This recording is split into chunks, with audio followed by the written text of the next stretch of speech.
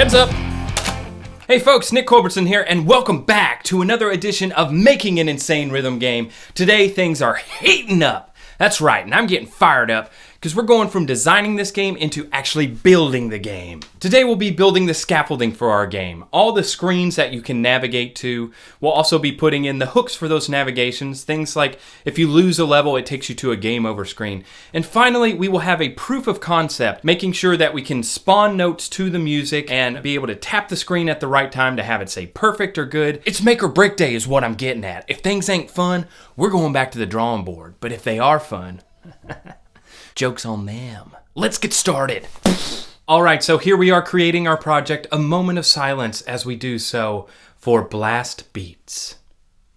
It's a beautiful thing. All right, now we are off to the races, getting started building our project. The rest of this will be sped up into super fast mode so that you don't have to watch me sitting there at the computer working for 4 hours. And I'll have little titles throughout to say what the things are that I'm working on. There are basically 3 assets that I'm using within Unity to help with the development. One of them is called Apollo Visualizer Kit, which helps with the visualization of the music. Another one is called iTween, which is an easy way to set up animations of moving things from one spot to another or having things scale and bounce. And the final assets are internal assets, so things that I used in other projects, bringing those components in. Once I had all the assets that I wanted to use in place for the project, I started to create the different screens, starting with the start screen.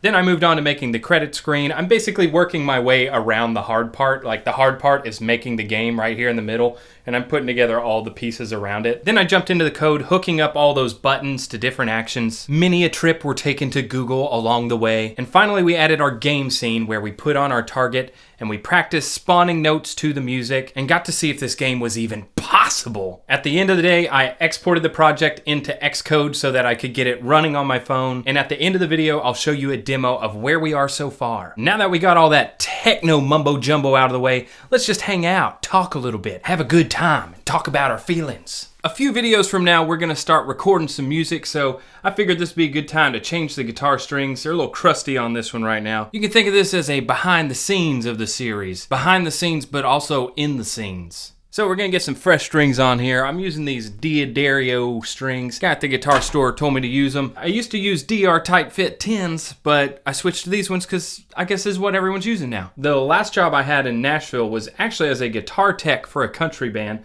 So changing strings is like riding a bike, but I don't have to do it really quickly anymore, so just gonna take my time. As I'm showing these time lapses for the development of the game, I'll have headers saying what is happening on screen. But yeah, we don't need to talk about it in great detail, so instead you can hang out behind the scenes with me backstage. We can be hanging out on the couches in the green room. Last year I started releasing music again, and it has been a long time since I released music, and boy has it changed. It used to be back in the early 2000s, if you wanted to release music, you would go to someone who could record it. Someone might have a studio, or in our case, we were going to MTSU, which was a music business and music production school. So we had our friend record us an album, and then you send it off to a shop. It's usually just like some dude who had a website, and they would print off CDs for you. You'd get like 50 CDs, 100 CDs, 1,000 CDs, 1,000,000 CDs. But in our case, I think we got like 50 CDs. Then for distribution, if you didn't have a record deal, and no one I knew had a record deal, then you would just go to the local CD shops and ask them if they would stock your CD, or you would just sell them at your shows. But now in the age of the interweb, you can pay something like $10 or $20 a year to put up all your music. And the strategies have changed. So now instead of trying to get it into the hand of a select few, people go to these different platforms like Spotify and Apple Music. They try to find influencers that have playlists with similar music and try and schmooze their way onto those playlists. But that just ain't my bag, baby. It's not my bag, baby. I mean, I'll do it, but it's weird. It's a very different approach. Snip, snap, holy crap. I don't know what it was like back in the cassette tape days, but I did have a karaoke machine in my basement that had Like you could play the music on one side and you could record the music on the other side. And I would try to do multi-track recordings that way. But you kind of just got one shot at it. And if you messed up, you just have to record blank over the tape again. And by the end of it, your tape was just... I should see if I can find those. They're either really funny or quite cringeworthy. I remember the first CD that my family got was MC Hammer, but at that time there were still cassette decks in your car, so it made more sense to just keep on buying cassettes. I used this fast fret stuff to get my neck all lubed up and get all the human grease DNA off of the guitar. But I remember riding around with my brother listening to different cassettes like Lives, Throwing Copper, or Counting Crows. He was 4 years older than me, so he was my ride a lot of times. And I remember we would go to play laser tag or head to the arcade. I still have memories of going to the arcade, listening to Counting Crows, picking up a peanut butter square when we came home. I don't know what I played in the early days of the arcade, but after a while, Mortal Kombat came out. And once Mortal Kombat came out, then I was hooked on the arcades. Before that, you couldn't beat the Nintendo for me. Whatever I had at home, that's what I was playing. But Mortal Kombat ate so many rolls of quarters. And somehow the people that played Mortal Kombat in the arcades, they knew all the combos, they knew all the fatalities. I don't know how they did it. They didn't have the internet back then, and also they weren't printing it in magazines, I don't think. That's still a mystery to me. That's one of those mysteries that will never be solved. Another game that had a ton of content with it was NBA Jams. Such a simple concept. I mean, the gameplay is just the one screen, but with all the flashing and action that's happening, it just seemed like it was a game with endless content. We could get it on the Sega Genesis at home, but it just wasn't the same as the arcade. I don't think I've played the arcade version since the arcade version was out, but my kid brain remembers it being totally awesome. You can't buy a bucket. He's heating up. He's on fire. Boom shakalaka. Let's talk a little bit about perfection. Hang on a second.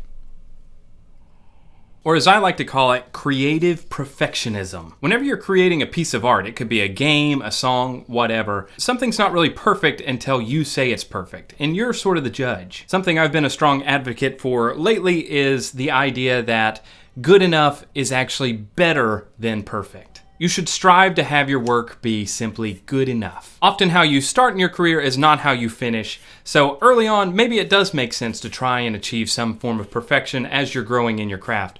But I think ultimately you want to get to a point where you can output things quickly. One way to do that is to start shaving off those final bits that take a disproportionate amount of the time to get it to perfect. Say I'm doing art and then I'm working on this art nonstop. Working on the art, I'm becoming a better artist. So then I want to go back to my earlier art and redo it. But then I've leveled up my skills once again, and it's an endless loop of, oh wait, I'm better. Oh, I can get better. So I think you should ship your work once it's good enough, and the practice of putting out that art will eventually make your good enough better than your former perfect. It makes sense in my brain, but not in my words so much. So let's try telepathy instead.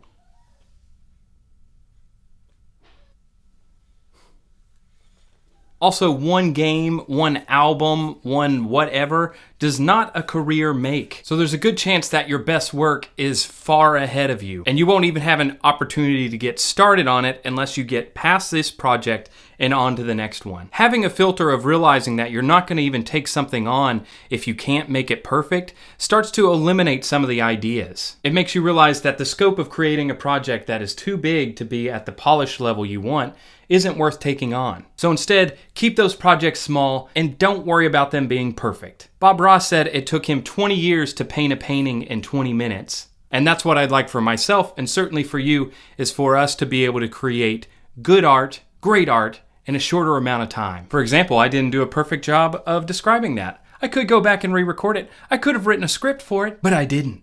And now, we both get to move on to the next thing. So how does a rhythm game work from a programming standpoint? Well, first of all, I'm glad you asked. I've been waiting. Basically what happens is a player will select a song, the song will start playing, and then based on a timestamp, the game code will determine when to spawn a different note. If the song is 120 beats per minute, that means that there will be 2 beats every second. So you might choose to spawn notes at 0.5 seconds, 1 second, 1.5 seconds, 2 seconds, 2.5 seconds, but then you can remove and add notes so that the player will feel the emphasis of the music as it's playing. When a note is spawned, it's typically spawned 1 to 2 seconds before that note gets to its target. So if I want there to be a downbeat at 2 seconds, I'm going to spawn a note at 1 second and allow for 1 second for it to get to its target. The beat happens at 2 seconds. We spawn our note at 1 second, and it takes another second to get to the target, so 2 seconds. Because of this, we're always spawning a note 1 second before we want the player to hit the beat. But people are imperfect machines, so we're not always going to tap right on the beat. So each note that is spawned will contain its own little timer. If a note is spawned and say you tap the screen at 0.5 seconds to 0.9 seconds,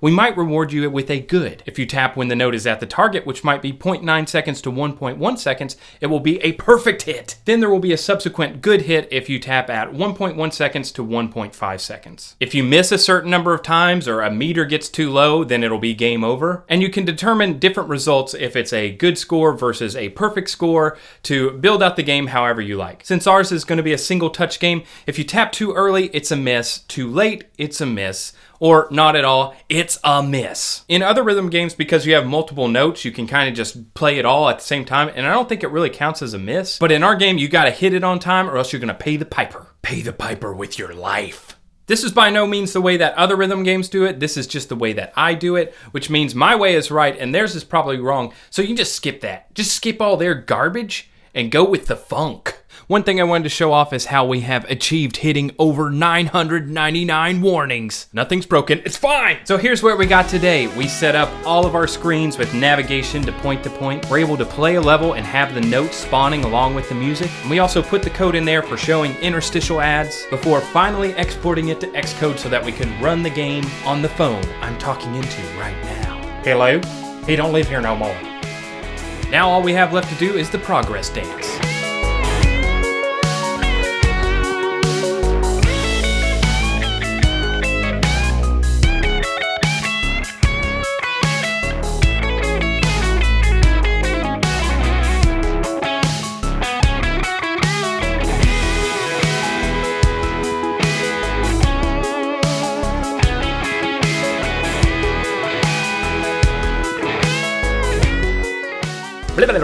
Hey folks, thanks so much for watching the video. I hope you're finding this series entertaining and informative, and I don't know what else. We're getting closer, folks. We're getting closer. In the next episode, we will be doing the game programming portion of our game. That's where we're gonna flesh things out and build out an entire level, and then from there, it'll be art and music, but I think we're getting a little ahead of your...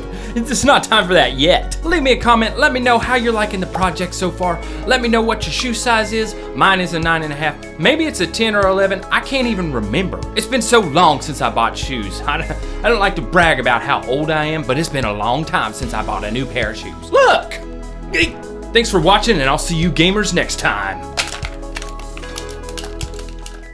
Next time. Today we are starting and finishing the gameplay programming. Is it better to be a generalist or a specialist?